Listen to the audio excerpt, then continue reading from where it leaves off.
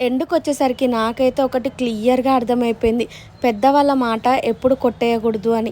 ఎందుకు ఇలా అనుకుంటున్నాను అనుకుంటున్నారా? ఏదైనా ఎక్స్‌పీరియన్స్ చేస్తేనే కదా దాని లోతెంతుందని తెలిసేది. ఫస్ట్ ఒక బావిలోకి దూకకు, అది లోతుందంటే మనం వినం. పైన పైన నీళ్ళు చూసి ఇదేం లోతుంది అని అనుకుంటాం. కానీ ఒకసారి దూకితే కానీ దాని లోతు తెలీదు అంటారు కదా!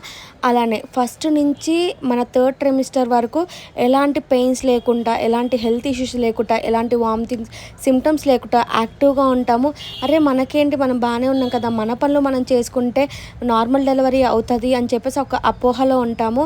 కానీ అది అస్సలు మన మూర్ఖత్వంలో అస్సలు ఉండదు. పెద్దవాళ్ళు వాళ్ళు ఎక్స్‌పీరియన్స్ అయ్యి వాళ్ళ అనుభవంతోనే చెప్తారు అని చెప్పేసి అయితే ఫైనల్‌గా అర్థం చేసుకున్నాను. ఎందుకు ఇలా అంటున్నాను అనుకుంటున్నారా? నాకు ఫస్ట్ మంత్ నుంచి సెవెంత్ మంత్ వరకు ఎట్లాంటి బాడీ పెయిన్స్ కానీ, ఎట్లాంటి నాజియా కానీ, వామిటింగ్ సింప్టమ్స్ కానీ అసలు ఏది లేదు. చాలా యాక్టివ్‌గా ఉన్నాను. ఉత్తి మనిషి ఉన్నట్టే ఉన్నాను. ఇంకా అందులో నాకు ఫస్ట్ ఒక బాబు కాబట్టి ఆ బాబు వర్క్స్, ఇంట్లో వర్క్స్ ఇవన్నీ చూసుకుంటూనే ఉన్నాను. కానీ ఎండ్ ఆఫ్ ది డే నా థర్డ్ ట్రైమిస్టర్‌లోకి ఎంటర్ అయిన తర్వాత ఎందుకో తెలీదు సడెన్‌గా పెల్విస్ పెయిన్స్ వస్తున్నాయి, బ్యాక్ పెయిన్ వస్తుంది, కాళ్ళ నొప్పులొస్తున్నాయి. సడెన్‌గా ఉన్న పళంగా బాడీ అంతా స్వెల్లింగ్ వచ్చి ఇట్లా డిఫరెంట్ ప్రాబ్లమ్స్ ఏ ప్రాబ్లమ్ ఎటు సైడ్ నుంచి ఎలా వస్తుందనేది అస్సలు గెస్ చేయలేం తెలుసా? అందుకే అంటారు బాలింతగా ఉన్నప్పుడు, కడుపుతో ఉన్నప్పుడు బలంగా తినాలి, బలంగా ఉండాలి అని చెప్పేసి అంటారు. ఆ బలమే మనకి తర్వాత ఉపయోగపడతది. డెలివరీకి దగ్గరలో ఉన్నా కానీ, బాలింతలకైనా కానీ ఒళ్ళు చాలా వీక్‌గా ఉంటది. చిన్నపిల్లల ఒళ్ళుతో పోలుస్తారు. ఎందుకు అని అనుకునేదాన్ని. కానీ అది ఎక్స్‌పీరియన్స్ చేస్తేనే అర్థమవుతది.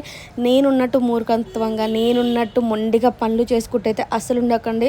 ఎండ్ ఆఫ్ ది డే చాలా బాధపడతారు.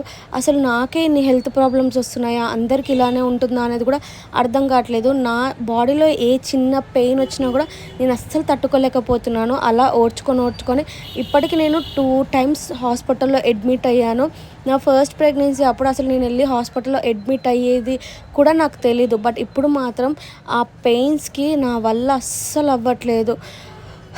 ఇంకా దేవుడే